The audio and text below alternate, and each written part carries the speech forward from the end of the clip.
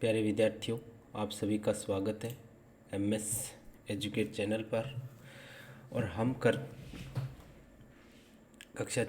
रहे हैं कक्षा 6 के अंदर जो अपना पहला अध्याय है संख्याओं की जानकारी। उसके अंदर हम एक्सरसाइज को हल कर रहे हैं। तो आज हम ले रहे हैं प्रश्नावली 1.2। तो हम देखते हैं प्रश्नावली 1.2 के सवालों को। सबसे पहला सवाल हमें दिया गया है कि किसी स्कूल में 4 दिन के लिए एक पुस्तक प्रदर्शनी आयोजित की गई। कहीं 4 दिन के लिए कोई पुस्तक प्रदर्शनी का आयोजन हुआ है।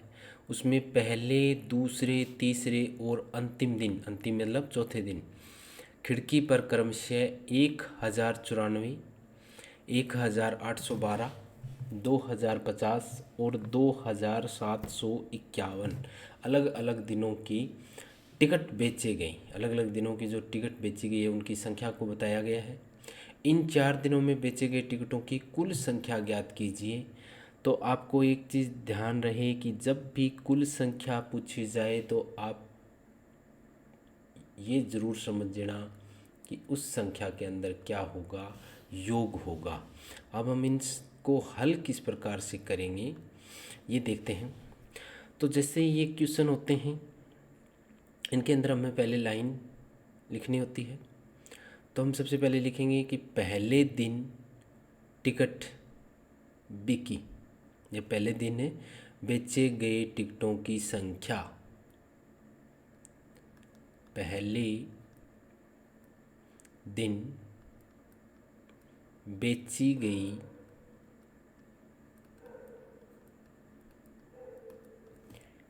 टिकटों की संख्या। तो पहले दिन कितनी थी? टिकटों की संख्या बराबर, तो पहले दिन हमें पता है, हमें दी गई है, क्रमशः लिखा है। तो क्रमशः का मतलब क्रम से है, जो पहले दिन, फिर दूसरी, फिर तीसरी, फिर तीसरे दिन 1094। इसी प्रकार हम फिर दूसरे लिखेंगे।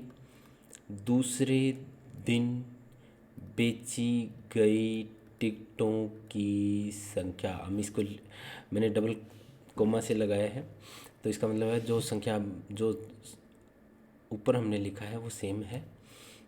तो दूसरे दिन कितने हुई? 1812। फिर हम लिखेंगे तीसरे दिन आप इसको पूरा भी लिख सकते हो। ज़्यादातर कोशिश यही करना कि आप इसको पूरा लिखें। तीसरे दिन बेची गई टिकटों की संख्या, ये क्या रहेगी? 2050। अंतिम दिन, जो चौथे दिन है, अंतिम दिन बेची गई टिकटों की संख्या बराबर कितनी है? 2751। अब हमें पूछा है कुल, मीन्स बेची गई कुल टिकटों की संख्या। कुल टिकटों की संख्या, तो हमें क्या करना है, मैंने पहले ही बता दिया, कुल पूछे तो हमें योग करना है। तो जब हम इसका इन चारों का योग करेंगे तो 4 2 6 और 1 7, 9 10 और 5 और 5 10 20, 2 8 और 2 10 और 7 17, असल 1 3 2 5 और 2 7, ये हो गई 7707। तो ये क्या ये है? 7707 टिकट है वो बेची गई है। ये अपने पास इसका हल आ गया। अब उसके बाद हम चलते हैं नेक्स्ट क्वेश्चन पे। नेक्स्ट क्वेश्चन में क्या दिया गया है कि शेखर एक प्रसिद्ध क्रिकेट खिलाड़ी है। वह टेस्ट मैचों में अब तक 6980 रन बना चुका है। कितने रन बना चुका है? 6980। और वह 10,000 रन पूरे करना चाहता है। बनाना वो चाहता है 10,000, बना लिए उसने 6,000। तो उसे कितने रनों की और आवश्यकता है वो हमें बतानी है। तो और रनों की आवश्यकता है, मीन्स इसके अंदर क्या करेंगे हम? घटाव करेंगे। जो शेष बचा है वो शेष जब भी पूछे तो हमें घटाव करना होता है। तो शेखर जो है, हम इसमें लाइन लिखेंगे कि शेखर रन बनाना चाहता है या पूरे करना चाहता है। शेखर कितने रन बनाना चाहता है? शेखर रन बनाना चाहता है बराबर कितने? 10,000। शेखर ने रन कितने बनाए? शेखर ने रन बनाए कितने? 6,980। अब हमें कितने शेष रनों की आवश्यकता है? शेष रनों की आवश्यकता हम यहाँ लिखेंगे शेष रनों की कितनी आवश्यकता है। तो यहाँ पे हम देखेंगे, इसमें माइनस कर देंगे और जब माइनस करेंगे तो 0 में से 0, 9 में से 8 गए, सॉरी यहाँ क्या है 0 में से 0, यहाँ कुछ 0 में से 8 नहीं जाता है। तो यहाँ जब हम इधर से आंसर लेंगे तो ये कितना हो जाएगा? 0 है, इसके पास कोई आंसर नहीं है। फिर इस 0 से आंसर लेगा, इसके पास भी कोई आंसर नहीं है, तो यहाँ से लेगा 1 से 1 हो जाएगा 0, और ये कितना हो जाएगा? 10 हो जाएगा। और 10 से फिर हम असल आगे की तरफ जाएंगे तो ये हो जाएगा 9, सॉरी ये हो जाएगा 10, और यहाँ कितना हो जाएगा? 9। फिर हम इससे आगे असल लेके जाएंगे तो ये कितना हो जाएगा? 10, और ये 10 कितना हो जाएगा? 9। तो 10 में से 8 गए 2, फिर अपने पास कितना बचा? 9, 9 में से 9 गई 0, फिर यहाँ कितना बचा? 9, 9 में से 6 गई 3। तो उसको और कितने रनों की आवश्यकता है? तो 3020 रनों की और आवश्यकता है। तो इस प्रकार से हम इसको हल करेंगे। नेक्स्ट क्वेश्चन देखते हैं कि एक चुनाव में सफल प्रत्याशी ने 5,77,500 मत प्राप्त किए। कितने मत प्राप्त किए हैं? टोटल 5,77,500 मत प्राप्त किए हैं, जबकि उसके निकटतम प्रतिद्वंदी का मतलब हुआ कि हो सकता है चुनाव में 3, 4, 5 कितने भी प्रत्याशी हैं, लेकिन जो टॉप 2 ऊपर के दो जो टॉप हैं, जो एक तो सफल हुआ है वो, और एक उससे कम, जस्ट कम, जिसने मत प्राप्त किए हैं, निकटतम प्रतिद्वंदी है। जैसे हम साधारण भाषा में बोलते हैं कि जिनकी टक्कर थी, तो जिनकी टक्कर थी तो उनका जो निकटतम प्रतिद्वंदी है उसके मत हैं वो 3,48,700 है। तो सफल प्रत्याशी के चुनाव कितने मतों से जीता? तो हमें बताना है कि सफल जो प्रत्याशी है वो कितने मतों से चुनाव है वो जीत गया था। तो हमें इसका हल करेंगे तो हम क्या लिखेंगे? पहले लाइन लिखेंगे, सफल प्रत्याशी को प्राप्त मत कितने प्राप्त हुए थे? मत प्राप्त मत है 5,77,500, और निकटतम प्रतिद्वंदी को प्राप्त मत, निकटतम प्रतिद्वंदी को प्राप्त मत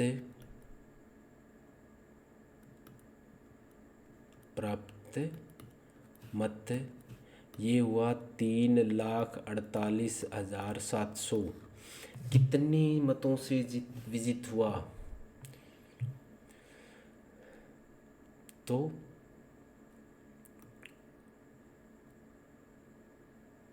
जीत के मत,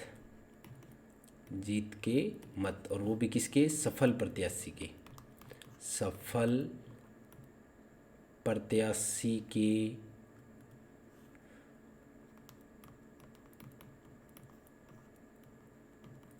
जीत के मत कितने हुए? तो वो हम इनका अंतर निकाल लेते हैं, माइनस कर लेते हैं। 0 में से 0 गए 0, 0, यहाँ 5 में से 7 नहीं जाते हैं, इधर से आंसर ली थी, यहाँ कितने हुए? यहाँ 7 में से आंसर ली, यहाँ 6 हो गए, और ये कितने हो गए? 15, और 15 में से 7 गए 8, 6 में से 8 नहीं जाता है, तो फिर हम क्या करेंगे? इधर से आंसर लेंगे, ये 6 और ये हो जाएगा 16 में से 8 गए 8, 6 में से 4 गए 2, और 5 में से 3 गए 2। तो ये अंतर आ गया 2,28,800 मत। तो कितने मतों से जीत वही 2,28,800 मत से वो विजयी हुआ। उसके बाद नेक्स्ट करते हैं अपने 4 नंबर क्वेश्चन। 4 नंबर क्वेश्चन में दिया गया है कि कृति बुक स्टोर ने जून के प्रथम सप्ताह में 2,85,891 मूल्य की पुस्तकें बेची। इसी माह के दूसरे सप्ताह में 4,07,68 मूल्य की पुस्तकें बेची। दोनों सप्ताह में कुल मिलाकर कितनी बिक्री हुई? तो पहले हमें बताना है कुल बिक्री दोनों सप्ताह की। किस सप्ताह में बिक्री अधिक हुई और कितनी अधिक हुई, तो ये बताना है। तो सबसे पहले हम इसके कुल बिक्री बता देते हैं। तो पहले हम लाइन लिखेंगे कि प्रथम सप्ताह में पुस्तकों की बिक्री, बेची का मतलब बिक्री हुआ, पुस्तकों की बिक्री कितनी हुई? 2,85,891। दूसरे सप्ताह में पुस्तकों की बिक्री दूसरे सप्ताह में कितनी हुई? 4,07,68। और दोनों सप्ताह में कुल कितनी बिक्री हुई? तो हम लिखेंगे दोनों सप्ताह में कुल पुस्तकों की बिक्री, कुल पुस्तकों की बिक्री बराबर। तो यहाँ हम कुल पूछा है तो हम क्या कर देंगे, इनका योग कर देंगे। 8 और 1 9, 9 और 6 15, असल 1 8 7 15 और 1 16, 1 6 8 4 और 2 6, 6,86,659। तो ये हो गए दोनों सप्ताह में कुल। उसके बाद इसने पूछा है किस सप्ताह में बिक्री अधिक हुई। तो हम ये देख रहे हैं कि पहले सप्ताह में 2 लाख हुई थी और दूसरे सप्ताह में 4 लाख। तो हम बताएंगे दूसरे सप्ताह में बिक्री अधिक हुई। यही क्वेश्चन पूछा था किस सप्ताह में हुई। तो हम लिखेंगे नंबर 2 पे दूसरे, ये तो 1 नंबर हो गया इसमें, ये 2 नंबर दूसरे सप्ताह में बिक्री अधिक हुई, ये दूसरा हो गया। और कितनी अधिक हुई, अब हम इसका तीसरा जो बात पूछी है वो हम देखेंगे कितनी अधिक हुई। तो हम क्या करेंगे, 4,07,868 में से माइनस कर देंगे 2,85,891। तो हमारे पास इसका जब हम इसको घटाएंगे तो हमारे पास उत्तर आएगा, यहाँ हम घटा लेते हैं इसको, इसके नीचे लिख लेता हूँ मैं 85,891।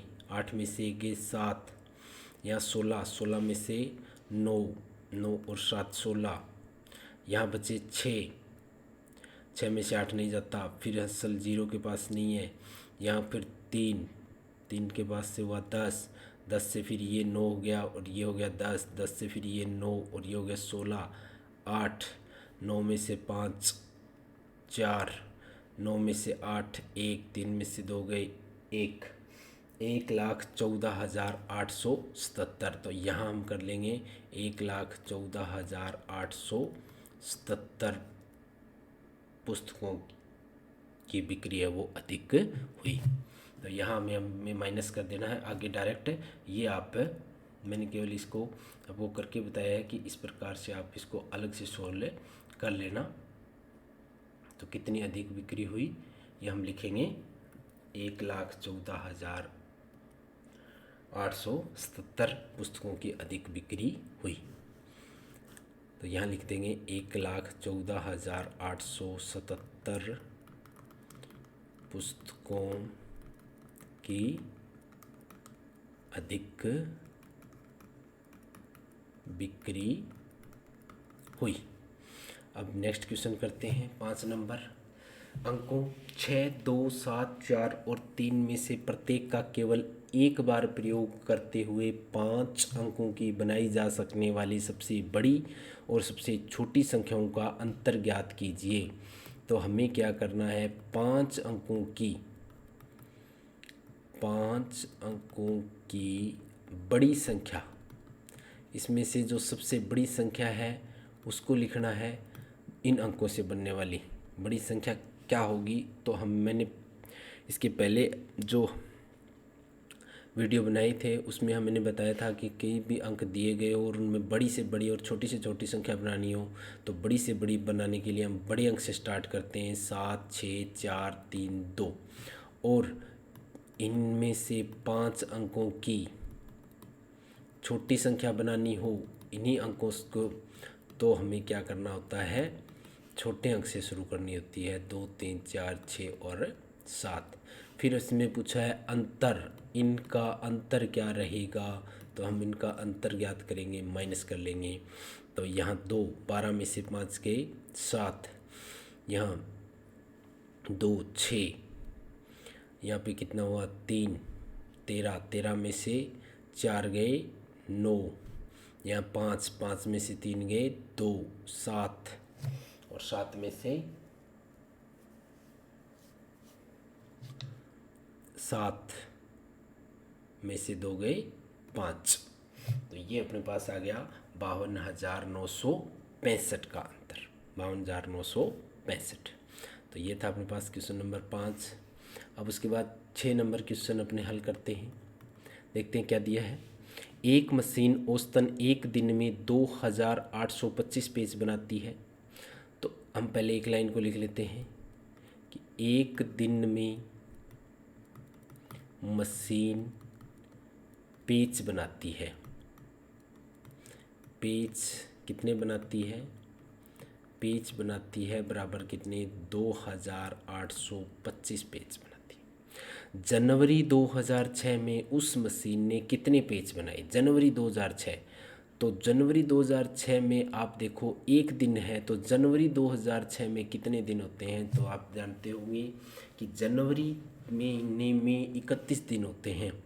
तो जनवरी 2006, यहाँ हमें 2006 इसने कन्फ्यूज़न करने के लिए दिया है, क्योंकि इसके जनवरी मंथ है वो कोई सी साल का हो, 31 ही दिन होते हैं। फरवरी में लीप वर्ष में है वो दिनों की संख्या 28 और 29 हो जाती है, अलग अलग होती है लीप वर्ष और बिना लीप वर्ष में। तो यहाँ आपको कन्फ्यूज़न नहीं होना है। तो जनवरी में कितने हैं 2006 में, 31 दिनों में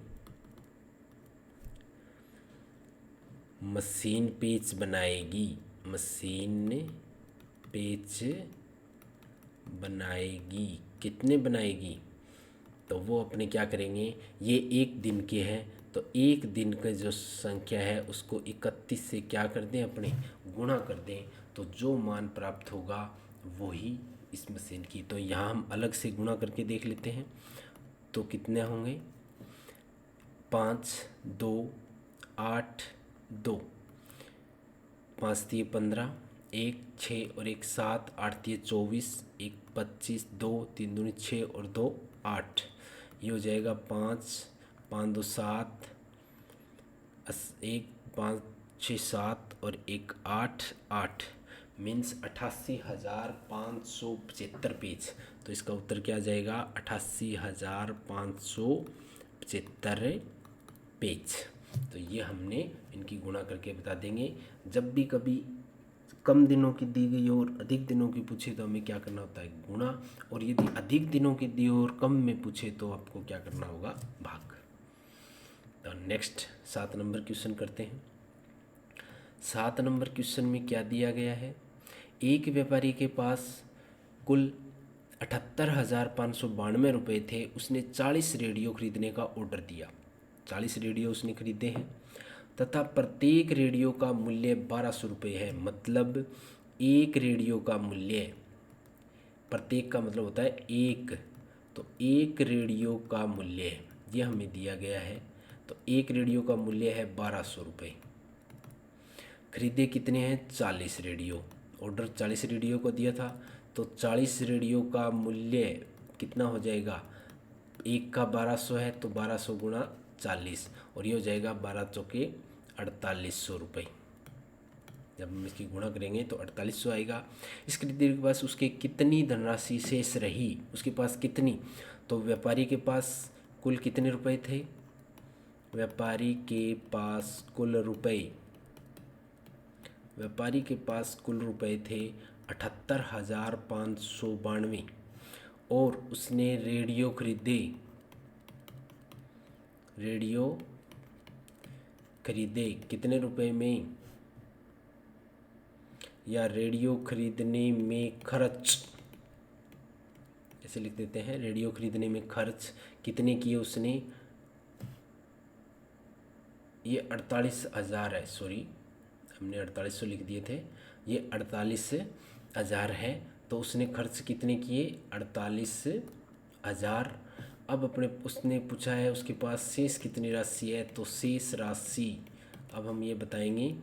शेष राशि तो यहाँ कितने बचे? 2,9,503, मतलब 30,592 रुपये है वो उसके पास क्या बच गए? शेष बच गई। तो शेष राशि उसके पास से बच गई है। अब उसके बाद नेक्स्ट क्वेश्चन करते हैं 8 नंबर। 8 नंबर में ये दिया गया है कि एक विद्यार्थी ने 7,236 को 56 के स्थान पर 65 से गुणा कर दिया। मतलब उसको गुणा करना था कितने से? 56 से, और गुणा कर दिया किससे? 65 से, मतलब बड़ी संख्या से गुणा कर दिया। तो उसका उत्तर, सही उत्तर कितना अधिक था? मतलब ज़्यादा संख्या से गुणा किया है तो उत्तर भी अधिक ही आएगा। तो कितना अधिक था? दोनों गुणा करना आवश्यक नहीं है, आपको गुणा नहीं करनी है। तो पहले आप देखो कि गुणा किससे करना था? गुणा करना था बराबर 56 से, और गुणा किया किससे? गुणा किया 65 से। अंतर कितना आया? अंतर आया 65 माइनस 56 बराबर 9 का। तो ये जो 9 का अंतर है वही अंतर रहेगा। मतलब एक विद्यार्थी ने 7,200, तो सही उत्तर का अंतर, जो सही उत्तर का अंतर आएगा वो क्या आएगा? जिसको उसने गुणा करनी थी संख्या को 7,236 को, उसको आप 9 से, जो अंतर आया है उसको से गुणा कर दीजिए, वही उत्तर है उसका अधिक होगा। तो कितना अधिक होगा? हम इससे गुणा कर देते हैं और गुणा करने पर इसका मान आएगा 65,124। तो ये जो अंतर है वो आएगा। तो आपको जैसी संख्या दी गई हो तो हमें क्या करना है? इन दोनों को घटा देना है, जिससे गुणा करनी थी और जिससे की गई उनका अंतर ज्ञात कर लेना है। और ये अंतर यदि हमने बड़ी संख्या से गुणा कर दी तो अधिक आएगा, और यदि छोटी से गुणा हो गई, इसको मान लीजिए उल्टा कर दें कि 65 से गुणा करनी थी और 56 से हो गई, तो उसका मान क्या आएगा? कम आएगा। और वो कितना कम आएगा? वो भी इतना ही आएगा, क्योंकि अंतर तो 9 का है, लेकिन यहाँ क्या रहेगा? अधिक रहेगा। सही उत्तर से कितना अधिक होगा? सही उत्तर का अंतर, या ऐसे भी कह सकते हैं सही उत्तर से अधिक होगा। कितना अधिक होगा? 65,124। तो ये अधिक होगा, ठीक है। उसके बाद नेक्स्ट अपने चलते हैं कि एक कमीज सीने के लिए 2 मीटर 15 सेंटीमीटर कपड़े की आवश्यकता है। इसमें हल करते हैं कि एक कमीज सीने के लिए 2 मीटर 15 सेंटीमीटर कपड़े की आवश्यकता है। 40 मीटर कपड़े में कितने समीज सिले जा सकते हैं? तो हमें क्या दिया है? कपड़ा दिया है, एक की बता दी भी, एक कमीज़ के अंदर इतना लगता है। तो हम क्या करेंगे? इसमें भाग करेंगे, तो कितना कपड़ा शेष बचेगा? तो हम यहाँ लिखेंगे कुल कपड़ा कितना है? कुल कपड़ा बराबर 40 मीटर, और एक कमीज़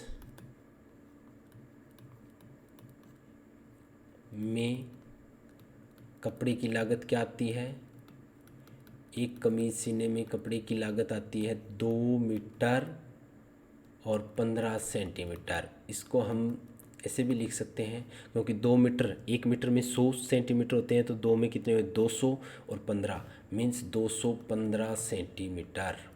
सीधा भी लिख सकते हैं 215 सेंटीमीटर। अब कितने कमीज़ सीने जा सकते हैं? कमीज़ों की संख्या,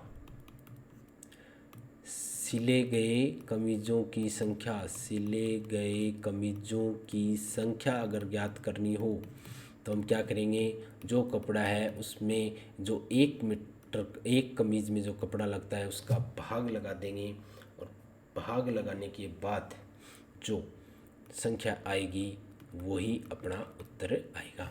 तो 40 मीटर, यहाँ मीटर है यहाँ सेंटीमीटर है, तो हमें क्या करना है, 40 मीटर को भी आपको सेंटीमीटर में बदल लेता है। तो सेंटीमीटर में बदलेंगे तो 100 से गुणा कर देंगे और वो अपने पास आ जाएगा सेंटीमीटर, और ये आ जाएगी 4000 सेंटीमीटर। तो दोनों इकाई सेम होनी चाहिए।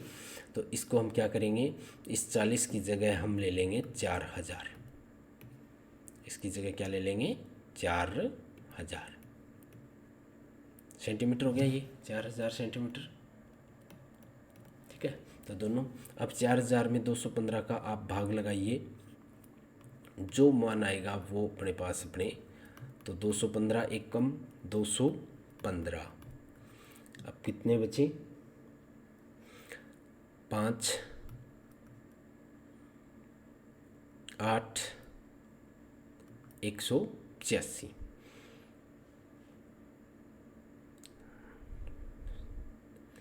अब हम क्या करेंगे, जीरो उतारेंगे, 1850। अब यदि हम इसको 7 दूनी 14, 8 दूनी 16, 9 दूनी 18 ज़्यादा हो जाएंगे तो 8 से गुणा करें, तो 8 से गुणा करेंगे तो 8 5 40, 4 8 और 4 12 असल 1, 8 दूनी 16 और 1 17। तो यहाँ से इसफल कितना बच रहा है, 5 में से 2 गए 3, 0, 8 में से 7 गए 1, 130। तो टोटल कमीज़ों की संख्या कितनी आई, 18। तो 18 कमीज़ आएंगी, कमीज़ बनेंगे, और शेष कितना कपड़ा रहेगा, 130 सेंटीमीटर कपड़ा शेष रहेगा। ये जो शेष फल बचा है अपने पास से 130 सेंटीमीटर कपड़ा शेष रहेगा, और 130 सेंटीमीटर को आप लिख सकते हैं 1 मीटर 30 सेंटीमीटर, 1 मीटर और 30 सेंटीमीटर जो कपड़ा है वो शेष रहेगा। तो इस प्रकार से हम इसको सॉल्व करेंगे। नेक्स्ट क्वेश्चन नंबर 10 को हल करते हैं। 10 नंबर में दिया है कि दवाइयों को बक्से में भरा गया है और ऐसे प्रत्येक बक्स का भार 4 किलोग्राम 500 ग्राम है। मीन्स एक बक्से का भार दिया गया है अपने को, एक बक्से का भार दिया गया है 4 किलोग्राम 500 ग्राम, बराबर 1 किलोग्राम में 1000 ग्राम होते हैं, तो 4 किलोग्राम में हो जाएगा 4000, और जब हम 500 ऐड करेंगे तो ये हो जाएगा 4500 ग्राम। ये अपने पास आ गई, यानी इसको किलोग्राम वाले को हमने ग्राम में चेंज कर दिया है। एक वैन में जो 800 किलोग्राम से अधिक का भार नहीं ले जा सकती, यानी एक वैन है वो केवल 800 किलोग्राम से अधिक का भार नहीं ले जा सकती, 800 किलोग्राम ले जा सकती है, तो उसे कितने बक्से लादे जा सकते हैं। तो ये एक बक्से का भार है, और वैन की भार ले जाने की क्षमता, वैन के हम यहाँ क्या लिखेंगे, वैन की नहीं के करेंगे, वैन के भार ले जाने की क्षमता कितनी है, ले जाने की क्षमता है 800 किलोग्राम, या हम इसको, क्योंकि ऊपर वाली संख्या हमने ग्राम में चेंज किया तो इसको भी ग्राम में चेंज करें, तो ये हो जाएगी, किलोग्राम में 1000 से गुणा करेंगे तो 1 2 3 4, ये हो जाएगी ग्राम, क्योंकि 1000 ग्राम की 3 जीरो तो वो हो जाएगी और 2 जीरो इसमें पहले से है, तो ये टोटल 5 जीरो हो जाएगी, यानी 8 लाख ग्राम में हो जाएगी। तो कितने बक्से लादे जा सकते हैं, तो बक्सों की यदि हमें संख्या ज्ञात करनी हो, बक्सों की संख्या, और कौन से बक्सों की, लादे जाने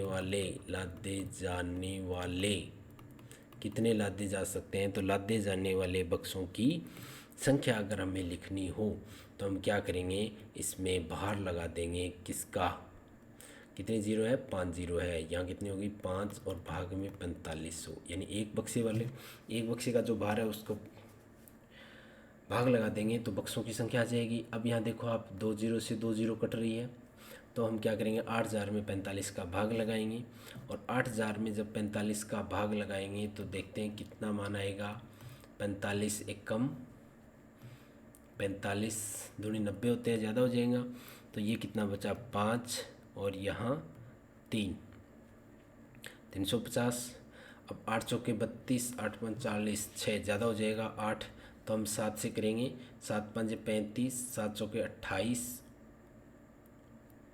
31, और ये फिर बचे 35, 350 हुए, फिर 7 से करेंगे तो ये कितना आ जाएगा, 350 था, 315, और ये कितना बच गया लास्ट में 35 जो ग्राम है वो शेष बचेगा, और टोटल बक्सों की संख्या आ जाएगी 177 बक्से। 177 बक्से आएंगे, और 35 ग्राम वज़न है वो और शेष रह जाएगा। तो 177 बक्से हमें केवल बक्सों की संख्या ज्ञात करनी है। तो इस प्रकार से हम इसको सोल्व करेंगे। अब नेक्स्ट क्वेश्चन को हम लेते हैं 11 नंबर। 11 नंबर है कि एक स्कूल और किसी विद्यार्थी के घर के बीच की दूरी, यानी स्कूल और विद्यार्थी के घर के बीच की दूरी 1 किलोमीटर 875 मीटर है। तो क्या दिया गया है, स्कूल व घर के बीच की दूरी, विद्यार्थी के घर के बीच की दूरी दी गई है, बराबर कितना 1 किलोमीटर 875 मीटर, और किलोमीटर में कितने मीटर होते हैं 1000, तो ये हो जाएंगे 1875 मीटर।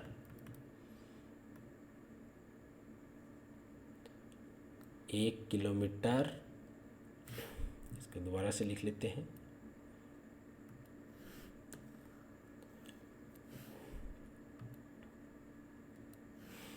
1 किलोमीटर और 875 मीटर, और ये हो जाती है 1875 मीटर। प्रत्येक दिन यह दूरी 2 बार तय करता है। 2 बार कैसे तय करता है, एक बार वो घर से स्कूल में जाता है और फिर दूसरी बार स्कूल से वापस से घर आता है, तो इसके द्वारा तो एक दिन में तय दूरी, एक दिन में तय की गई दूरी, अब आप देखो 2 बार करता है तय की गई दूरी, तो कितनी होगी, इसको मैंने 2 से गुणा कर देंगे तो वो जो मान आएगा वो आ जाएगा। तो ये हो जाएगा 5 दूनी 10, 7 दूनी 14 और 1 15, 17, 1 2 और 1 3, तो ये आ जाएगा 3750 मीटर। तो ये एक दिन में तय की गई दूरी आ गई। अब हमें ज्ञात क्या करना है, 6 दिन में उस विद्यार्थी द्वारा तय की गई दूरी, यहाँ हम कर देंगे 6 दिन में तय की गई दूरी। जब हमने एक दिन में निकाली थी तो एक दिन की जो दूरी आई है वो 3750 को हम 6 से गुणा कर देंगे, और जब 6 से गुणा करेंगे तो जो मान आएगा वो 6 दिन की दूरी आएगी। 6 पंजे 30, 7 छके 42, 6 तिये 18 और 4 22, यानी 22,500 मीटर। ये क्या है, 22,500 मीटर है। जब हम इसको किलोमीटर में बदलेंगे तो क्या करेंगे, 1000 का भाग लगाएंगे तो कितना आ जाएगा, ये आ जाएगा 22.500। 22.500 मीन्स 22 किलोमीटर और 500 मीटर, किलोमीटर और 500 मीटर, ये आ जाएगा 22 किलोमीटर और 500 मीटर। तो 6 दिन के द्वारा उसके द्वारा जो कुल दूरी तय की गई है वो ये आ जाएगी। नेक्स्ट अपने चलते हैं 12 नंबर क्वेश्चन में। 12 नंबर क्वेश्चन में क्या दिया गया है कि एक बर्तन में 4 लीटर 500 मिलीलीटर दही है। बर्तन में दही की मात्रा, या बर्तन में दही है बराबर कितना, 4 लीटर 500 मिलीलीटर, और 4 लीटर, 1 लीटर में 1000 मिलीलीटर होते हैं, तो ये टोटल आ गया 4500 मिलीलीटर। 4500 मिलीलीटर 25 मिलीलीटर धारिता वाले कितने गिलासों को इसे भरा जा सकता है? 25 मिलीलीटर, यानी इसमें से एक गिलास की धारिता कितनी दी गई है? एक गिलास की धारिता मतलब एक गिलास में 25 मिलीलीटर दही आता है, तो इसमें से कितने भरेंगे? तो हम इसमें से भाग लगा देंगे। अब भरे जा सकने वाले कौन से भरे जा सकने वाले? बर्तन से भरे जाने वाले। यदि हम गिलासों की संख्या पूछी है तो क्या करेंगे? जो उसकी क्षमता है 4500 मिलीलीटर है, उसमें 25 का भाग लगा दीजिए। और जब क्योंकि एक गिलास वाली संख्या से भाग लगा देंगे, और जब हम इसमें 4500 में से 25 का भाग लगाते हैं, 25 एक कम 25, ये बचे 20, 200, 25 8 200, और आगे कितना बचा? 0, ऊपर 0 लगा देंगे, तो ये कितने हो गए? 180 गिलास। तो बराबर कितने गिलास हो गए? 180 गिलास। तो इस प्रकार से हम है वो इनका मान निकालेंगे। तो ये थे अपनी प्रश्नावली 1.2 के एक्सरसाइज। आप सभी से निवेदन है कि आप ज़्यादा से ज़्यादा अपनी YouTube चैनल को सब्सक्राइब करें, लाइक करें और कमेंट करके अवश्य बताएं कि हमारी जो शिक्षण सामग्री है वो किस प्रकार आपको लगी। और यदि आप किसी भी टॉपिक्स के नोट्स और अध्याय के टेस्ट सीरीज़ यदि प्राप्त करना चाहते हैं तो आप हमारे MS एजुकेट जो मोबाइल ऐप है उसको प्ले स्टोर से डाउनलोड कीजिए। वहाँ पर आपको सिस्टमेटिक ढंग से प्रत्येक कक्षा वाइज और उसके अंदर एक्सरसाइज और प्रश्नावली और प्रत्येक टॉपिक की वीडियो नोट्स और टेस्ट सीरीज़ एक सिस्टमेटिक ढंग से आपको प्राप्त होगी। तो आप उसको डाउनलोड करें और ज़्यादा से ज़्यादा आप शेयर करें। धन्यवाद।